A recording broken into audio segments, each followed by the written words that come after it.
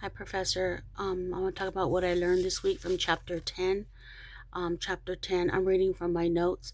Chapter 10 talks about measurement methodology. This is when researchers figure out what to measure and how to measure it. It's about choosing the right instrument to get accurate and meaningful data for a study. But there are alternate research designs and modes of collecting data. Some methods do not require the use of questionnaires, interviews, schedules, or scales. There is another way to measure the social work variables, yet they want us to know that instruments such as the questionnaires, interview schedules, and scales are most likely used to collect data. Uh, this other alternate way of collecting data is through asking questions. An interviewer can ask questions using an interview guide. This type of questioning is less rigid and interviews can flow more naturally. I got this from our text. I was just paraphrasing it. Um, the author goes on to talk about how to develop questionnaires, and it says there's two types. One is question and statements. From my understanding, the author is saying designing statements designing statements are just as useful, especially when the goal is to measure attitudes, beliefs, or opinions. This type of questioning can also include asking a participant's age and ethnicity to make it more interesting. That was also something that the author had stated in the book. It could just be added in there, the age and ethnicity, to make the question and statements questionnaire just a little bit more, different and interesting to do. Um, a second way of developing questions is using open-ended and close-ended questions. These are other types of questioning.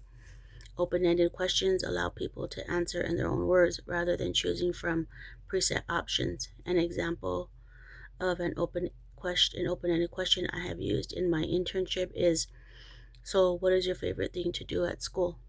This type of question is easy to understand. It lets the children answer in their own way and encourages them to express their own thoughts and feelings. These type of open-ended questions, they can be on interviewing schedules, but and they're less likely to be self-administered. But they can be used on interviewing schedule and self-administered test. Then there's close-ended questions. This is when questions limit responses. For example, I have used with my clients, did you have fun at school today?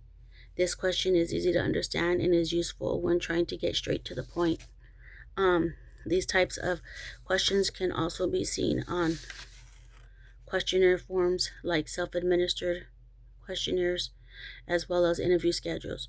They are popular because they collect many responses and are easily understandable. The author goes on to talk about when we do develop questions for researching, we also, when creating these questions, we also need to make questions and items, they should always be clear. They should always be made clear and understandable to the participant. Unclear items or questions can give poor results. Some researchers can get so deep into their topic, they'll start to ask questions that only make sense to them and not the participant. Or a researcher can have only a superficial understanding of the topic, and questions can become unspecific and never correctly answering what is intended to be investigated. So, this is what I learned this week. Thank you.